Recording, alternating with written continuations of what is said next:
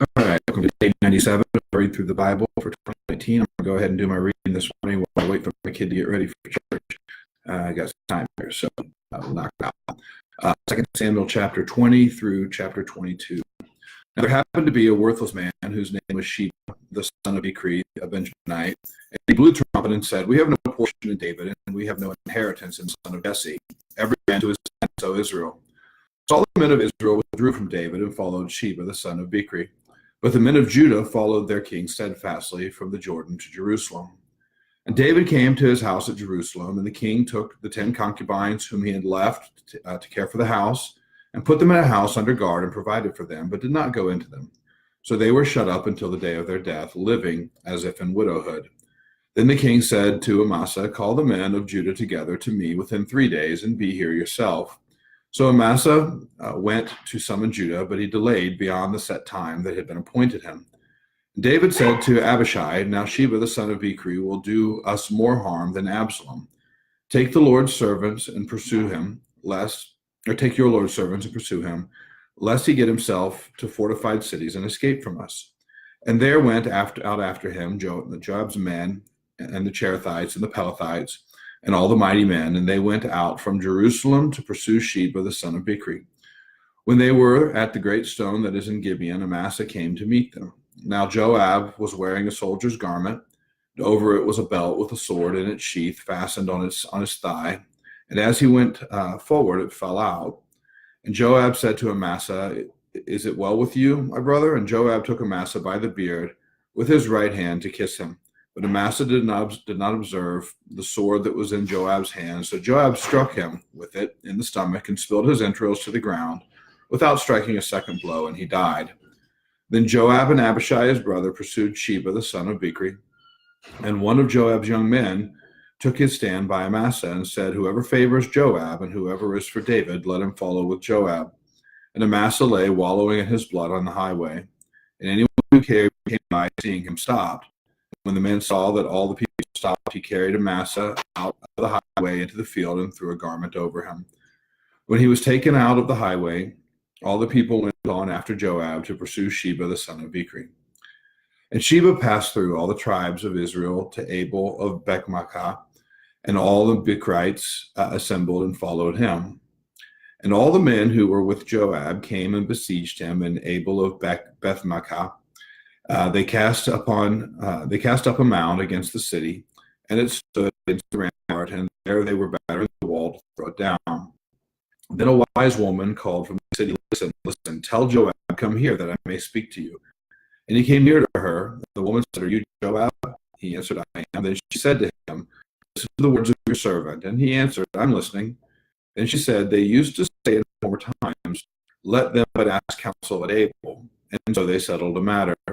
I am one of those who are peaceable and faithful in Israel. You seek to destroy the city that is a mother in Israel. Why will you swallow up the heritage of the Lord?" Joab answered, "Far be it from me, far be it that I should swallow up or destroy. That is not true. But a man of the hill country of Ephraim, called Sheba the son of Bichri, has lifted up his hand against King David. Give him up alone, and I will withdraw from the city." And the woman said to Joab, "Behold, his head shall be thrown to you from over the wall." Then the woman went to all the people in her wisdom, and they cut off the head of Sheba the son of Bichri and threw it out to Joab. So he blew the trumpet, and they dispersed from the city, every man to his home, and Joab returned to Jerusalem to the king.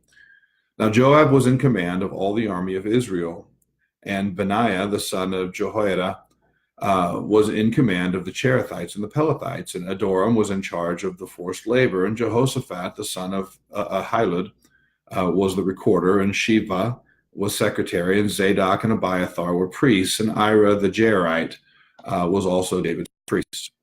Chapter 21.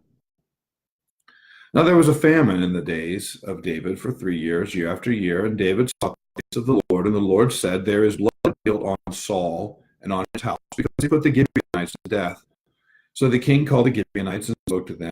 Now, the Gibeonites were not of the people of Israel, but of the remnant of the Amorites. Although the people of Israel had sworn to spare them, Saul had sought to strike them down in his zeal for the people of Israel and Judah. And David said to the Gibeonites, "What shall I do for you? And how shall I make atonement? You may bless the heritage of the Lord." The Gibeonites said to him, "It is not a matter of silver or gold between us and Saul or his house, neither is it for us to put any man to death in Israel." And he said, what do you say that I shall do for you?" They said to the king, "The man who consumed us and planned to destroy us, so that we should have no place in the territory of Israel, let 7 of his sons be given to us, so that we may hang them before the Lord at Gibeah of Saul, the chosen of the Lord." Then the king said, "I will give them." But the king spared Mephibosheth, the son of Saul's son Jonathan, because of the oath of the Lord that was between them, between David and Jonathan, the son of Saul. The king took 2 sons of Rizpah, the daughter of Aiah, whom she bore to Saul, Armoni and Mephibosheth, and the 5 sons of Merab, the daughter of Saul, whom she bore to Adriel, the son of Barzillai, the Mahalathite, and gave them into the hands of the Gibeonites. And they hanged them on the mountain before the Lord. And the 7 of them perished together. They were put to death in the first days of harvest, at the beginning of barley harvest. Then Mizpah, the daughter of Aiah, took sackcloth and spread it for herself on the rock from the beginning of the harvest until rain fell upon them from the heavens. Lola, don't be sad. Come over here, babe. Come on. Come here. Until rain fell upon them from the heavens.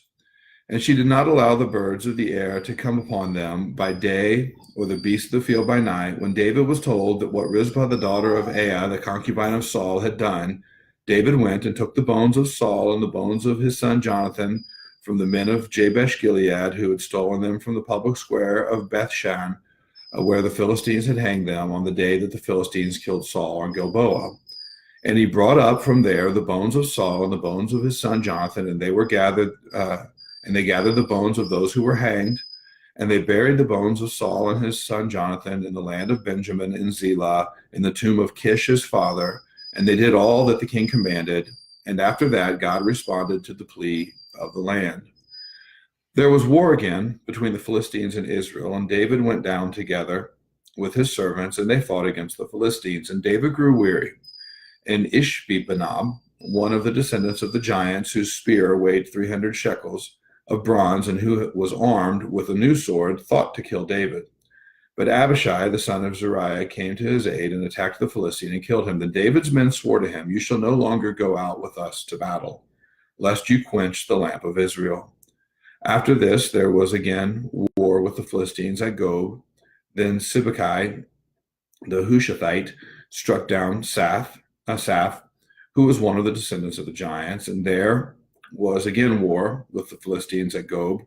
And Elhanan, the son of Jer-oregim, the Bethlehemite, struck down Goliath, the Gittite, the shaft of whose spear was like a weaver's beam. And there again was war at Gath, where there was a man of great stature who had 6 fingers on each hand and 6 toes on each foot, 24 in number. And he also was a descendant from the giants. And when he taunted Israel, Jonathan, the son of Shimei, David's brother, struck him down. These 4 were descendants of the giants of Gath, and they fell by the hand of David. Bless me. By the hand of David, and by the hand of his servants. Chapter 22. And David spoke to the Lord the words of this song on the day that the Lord delivered him from the hand of all his enemies and from the hand of Saul.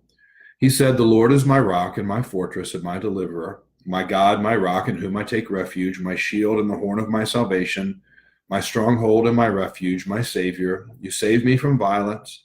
I call upon the Lord who is worthy to be praised, and I am saved from my enemies. For the waves of death encompassed me.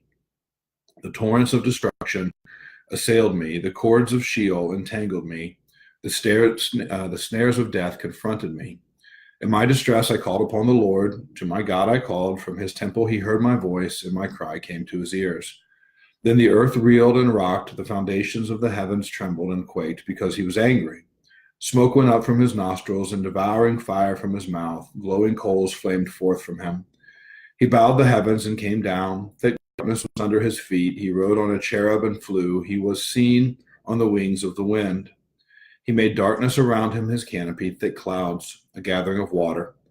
Out of the brightness before him, coals of fire flamed forth. The Lord thundered from heaven, and the Most High uttered his voice, and he sent out arrows and scattered them, lightning and routed them.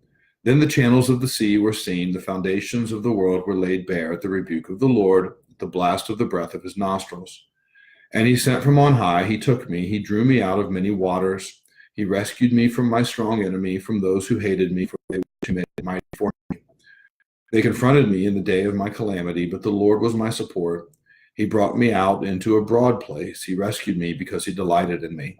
The Lord dealt with me according to my righteousness, according to the cleanness of my hands he rewarded me, for I have kept the ways of the Lord, and not wickedly departed from my God. For all his rules were before me, and from his statutes I did not turn aside. I was blameless before him, and I kept myself from guilt. And the Lord rewarded me according to my righteousness, according to my cleanness in his sight. With the merciful, you show yourself merciful. With the blameless, you show yourself blameless. With the purified, you deal purely. And with the crooked, you make yourself seem tortuous. You save a humbled people, but your eyes are on the haughty to bring them down. For you are my lamp, O Lord, and my God lightens my darkness. For by you I can run against a troop, and by my God I can leap over a wall. This God, his way is perfect. The word of the Lord proves true. He is a shield for all those who take refuge in him. For who is God but the Lord? And who is a rock except our God? This God is my strong refuge and has made my way blameless. He made my feet like the feet of a deer and set me secure on the heights. He trains my hands for war so that my arms can bend a bow of bronze. You have given me the shield of your salvation, and your gentleness made me great. You gave me a wide place for my steps under me, and my feet did not slip. You pursued my enemies and destroyed them, and did not turn back until they were consumed. I consumed them, I thrust them through so that they did not rise. They fell under my feet, for you equipped me with strength for the battle. You made those who rise up against me sink under me. You made my enemies turn their backs to me, those who hated me, and I destroyed them. They looked, but there was none to save. They cried to the Lord, but he did not answer them. I beat them fine as the dust of the earth. I crushed them and stamped them down like the mire of the streets. You delivered me from strife with my people. You kept me as the head of the nations. People whom I had not known served me. Foreigners came cringing to me. As soon as they heard of me, they obeyed me. Foreigners lost heart and came trembling out of their fortress. The Lord lives, and blessed be my rock, and exalted be my God, the rock of my salvation, the God who gave me vengeance and brought down peoples under me, who brought me out from my enemies. You exalted me above those who rose against me. You delivered me from men of violence. For this I will praise you, O Lord, among the nations, and sing praises to your name. Great salvation he brings to his king, and shows steadfast love to his anointed, to David and to his offspring forever. All right, we will pick up with chapter 23 tomorrow. See you guys then.